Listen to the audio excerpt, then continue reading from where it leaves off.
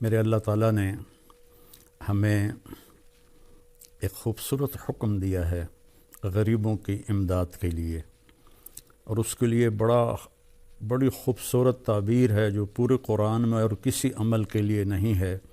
وہ اللہ تعالیٰ نے ایک جگہ فرمایا فَلَاقْتَحَمَ الْعَقَبَةَ وَمَا أَدْرَاكَ مَا الْعَقَبَةُ فَكُّ رَقَبَةٍ أَوْ إِطْعَامٌ فِي يَوْمٍ ذِي مَسْغَبَةٍ يَتِيمًا ذَا مَقْرَبَةٍ أَوْ مِسْكِينًا ذَا مَتْرَبَةٍ ثُمَّ كَانَ مِنَ الَّذِينَ آمَنُوا وَتَوَاصَوْا بالصبر وتواصوا بالمرحمہ اولئک اصحاب المیمنہ۔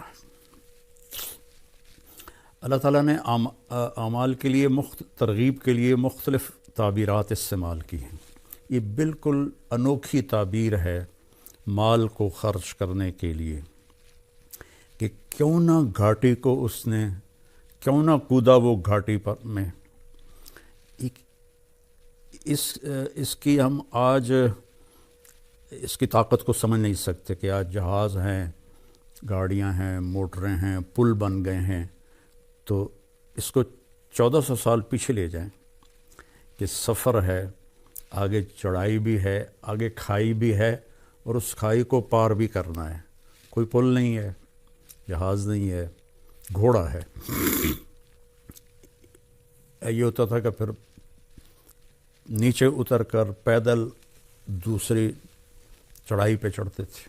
کچھ لوگ ایسے ہوتے تھے جو گھوڑے کو اٹھاتے تھے پیچھے سے لا کر، وہ چھلانگ لگاتا تھا، اور اس میں جان کا بھی خطرہ ہوتا تھا کہ گھوڑا نیچے گر سکتا ہے، اور وہ پھر الحمدللہ پار اگلے کنارے پر جا کر گھوڑا اترتا تھا۔ تو اس میں اشارہ ہے کہ تمہاری طبیعت پر یہ مشکل کام بتا رہا ہوں۔ کیا ہے کہ انسان کو پیسے سے پیار ہے، اس لیے اللہ نے پورے قرآن میں بِأَمْوَالِكُمْ وَأَنفُسِكُمْ وَجَاهِدُوا فِي سَبِيلِ اللَّهِ بِأَمْوَالِكُمْ وَأَنفُسِكُمْ وَتُجَاهِدُونَ فِي سَبِيلِ اللَّهِ بِأَمْوَالِكُمْ وَأَنفُسِكُمْ۔ اللہ نے پیسے کو پہلے ذکر کیا ہے، جان کو بعد میں ذکر کیا ہے۔ حالانکہ جان کی قیمت زیادہ ہے، پیسہ تو اس کے مقابلے میں کچھ بھی نہیں ہے، لیکن انسان ایسا حریص ہے کہ اپنی جان کو پیسے پہ لٹا دیتا ہے۔ خاص طور پر جو آج کی دوڑ لگی ہوئی ہے، لوگوں کو نہ اپنی صحت کی پرواہ ہے، نہ بچوں کی پرواہ ہے، نہ گھر کی پرواہ ہے، بس سارا دن پیسہ پیسہ پیسہ، تو پھر اسے خرچ کرنا مشکل ہوتا ہے۔ تو اس لیے اللہ نے یہ ایک خوبصورت تعبیر دی، لگاؤ چھلانگ۔ ہماری پنجابی کی ایک مثال ہے، جھگی پھوک تماشا ویکھ۔ ایک دفعہ لگاؤ تو صحیح اللہ کے نام پر، پھر دیکھو وہ کیسے دیتا ہے۔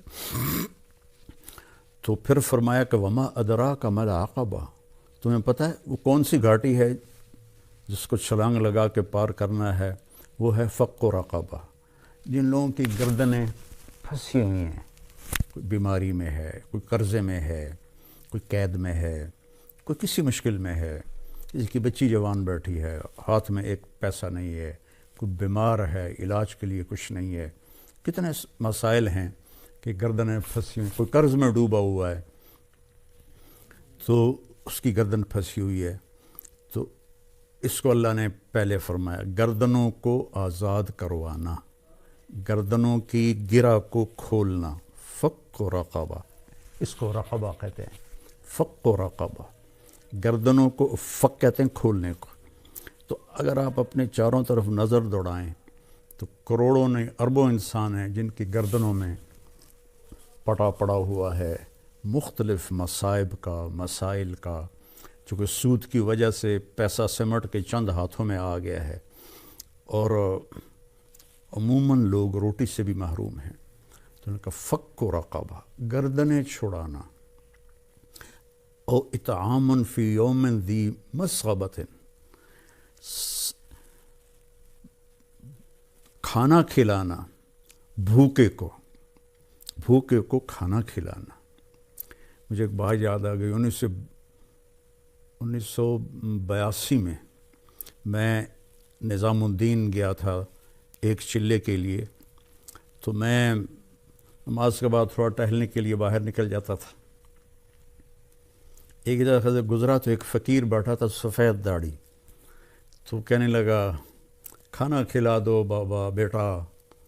تو میں نے آزمانے کے لیے کہا آپ کھائیں گے؟ ہاں جی. میں نے کہا آؤ. تو میرے ساتھ جلدی سے اٹھ گیا. میں گیا آگے، ایک اچھا سا ہوٹل تھا، میں اسے وہاں لے گیا. میں نے کہا بابا جی کیا کھاؤ گے؟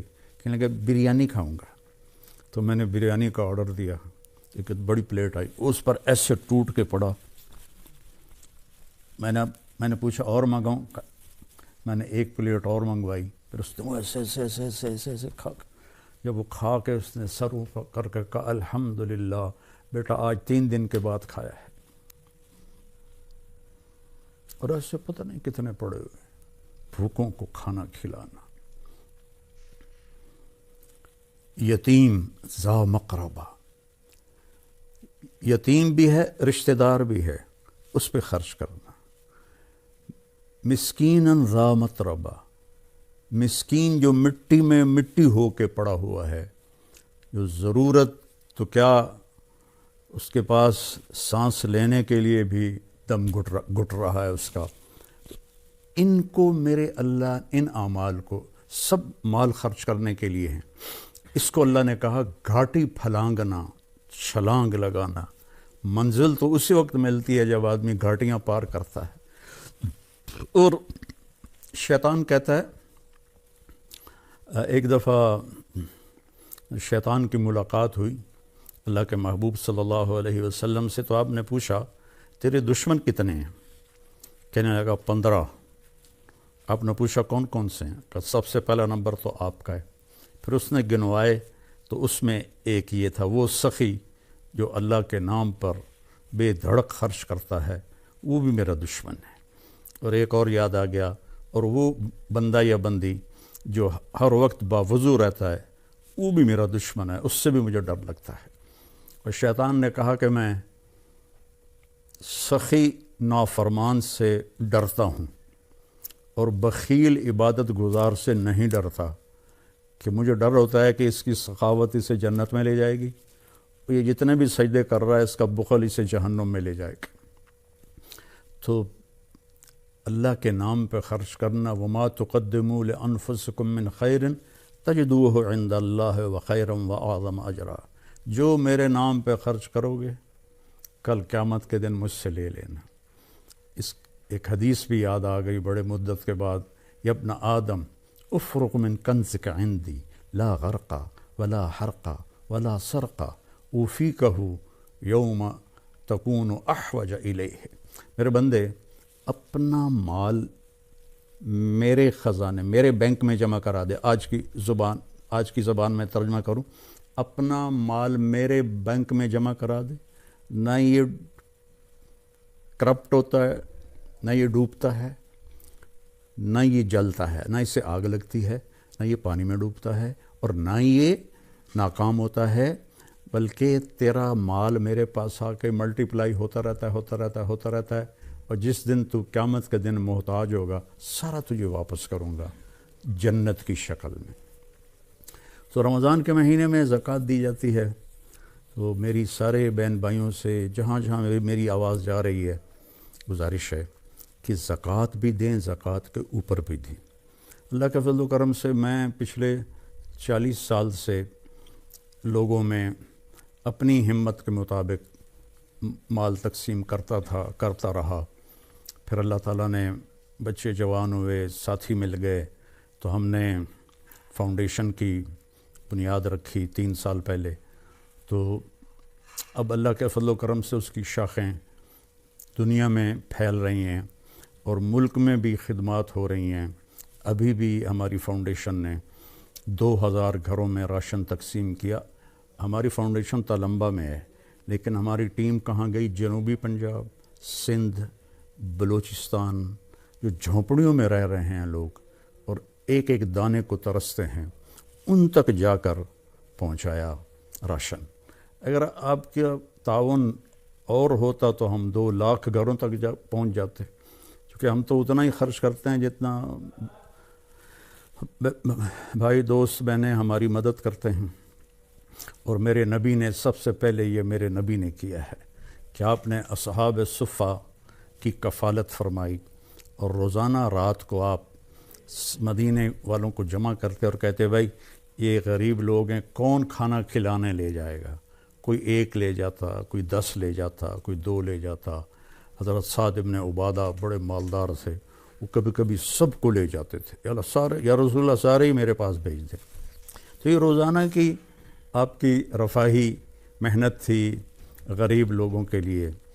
اور یمن کے لوگ آئے تو ان کے چہرے کی کھال پھٹی ہوئی خشکی کی وجہ سے، تو آپ لرز گئے اور آپ نے فوراً جمع کیا مدینے والوں کو اور ان کے لیے چندہ مانگا۔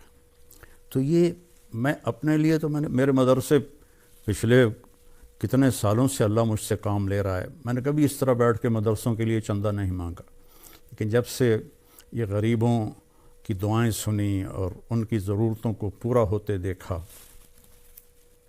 کل ہی ایک عورت میرے پاس آئی کہ جی یہاں گلیوں میں مانگتی پھرتی ہے، کہنے لگی جی میں کرائے پہ رہتی ہوں، 5000 کرایہ مہینے کا، وہ کیا ہوگا جس کا کرایہ 5000 ہے؟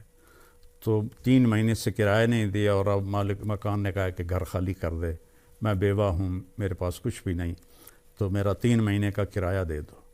تو میرے آنسو نکل آئے، میں نے 15000 اس کو پکڑایا تو وہ میرے پاؤں میں گر گئی، حالانکہ 15000 کیا چیز ہے، میرے پاؤں میں گر گئی۔ ایسے کروڑوں لوگ ہیں اور اللہ ہمیں توفیق دے رہا ہے، ہم غزہ بھی پہنچا رہے ہیں، اللہ کے فضل و کرم سے ہمارا لنک بن گیا ہے، وہاں بھی ہماری امداد جا رہی ہے، اور ساتھ ہی ہمیں وہ غزہ کے نام پر بھی تعاون کر رہے ہیں، اور یہاں جو ہماری فاؤنڈیشن ہے اس کے لیے بھی تعاون کی میں درخواست کروں گا۔ کینیڈا میں بھی ہمارا دفتر ہے، کینیڈا والے وہاں جمع کرا دیں، پاکستان والے ہمارے تو لمبے میں دفتر ہے وہاں جمع کرائیں، اور کھل کے جمع کرائیں۔ یہ سارا آپ کا مال ہے جو آخرت میں آپ کے لیے جمع ہو رہا ہے۔ ایک لیب بنائی ہے جو لاہور کی سٹینڈرڈ کی ہے، اور اس میں ہم نے تو مفت رکھا تھا، لیکن لوگ آ کے پیسے دیتے ہیں، چونکہ جو دوسری لیبارٹری میں جو ٹیسٹ 2000 میں ہوتا ہے وہ ہماری لیبارٹری میں 500 روپے میں ہو رہا ہے، اور اس کا رزلٹ لاہور کی کسی بھی بڑی لیبارٹری سے ملا کے دیکھ لیا جائے بالکل اس کے مقابلے میں ہے۔ تو یہ آپ لوگوں کے تعاون سے ہی ہے۔ میرے نبی نے غریبوں کے لیے چندہ مانگا، تو میں بھی آپ سے اپیل کرتا ہوں کہ آپ ہماری فاؤنڈیشن کی مدد فرمائیں، زکوٰۃ بھی ہو، زکوٰۃ کے اوپر بھی ہو، صدقات بھی ہوں، نفلی بھی ہوں، فرض بھی ہوں، تو یہ سب آپ کے کھاتے میں جمع ہو جائے گا۔ اور میرے نبی کا فرمان ہے کہ سخی اللہ کے قریب ہے، لوگوں کے قریب ہے، جنت کے قریب ہے، دوزخ سے دور ہے، اور بخیل آدمی اللہ سے دور ہے، جنت سے دور ہے، لوگوں سے دور ہے، جہنم کے قریب ہے۔ تو آؤ بھائی بہنوں، جنت کا سودا کریں اور اپنے اللہ کو راضی کریں اللہ کے نام پہ خرچ کر کے۔ جب سامری نے وہ بچھا بنا دیا بچھڑا اور کہا یہ ھذا الہکم و الہ موسیٰ، تو ہزاروں لوگ اس کی پوجا، انہیں تو پتہ نہیں کیا جادو کیا، اس کے منہ سے آواز نکلتی تھی۔ تو موسیٰ علیہ السلام کوہ طور سے واپس آئے تو دیکھا وہ بچھڑے کی پوجا کر رہے، تو اللہ تعالیٰ سے پوچھا یا اللہ کیا حکم ہے؟ کہا ان کی توبہ یہ ہے، انہیں قتل کرو۔ تو ان سب کو قتل کیا گیا، اور موسیٰ علیہ السلام رنجیدہ سے ہوئے تو اللہ نے ایک دم جنت دکھا دی کہ دیکھ تیرے بندے یہ جنت میں بیٹھے ہوئے ہیں جو قتل ہوئے ہیں۔ سامری کو پکڑا، جب اس کو قتل کرنے لگے تو اللہ جبریل آ گیا کہ اللہ کہہ رہا ہے اس سے قتل نہ کرو، اسے چھوڑ دو، یہ ویسے ہی مر جائے گا۔ موسیٰ علیہ السلام حیران ہو گئے، یا اللہ سارا کام تو اس نے خراب کیا، وہ ساری بے ایمانی تو اس کی تھی، سارے نے سجدے پا چھڑیا، تو انہوں فرما رہے ہو بھی چھڑ دے وہاں کی وجہ ہے؟ اللہ تعالیٰ فرمائے کم وقت سخی ہے بڑا، تو سخی نو قتل کرنا مینوں چنگا نہیں لگتا، اے آپے نو میں مار دیواں گا۔ تو وہ بخار سے مر گیا تھا۔ تو میری اپیل ہے آپ سب سے کہ آپ کھل کے تعاون فرمائیں۔ السلام علیکم ورحمۃ اللہ۔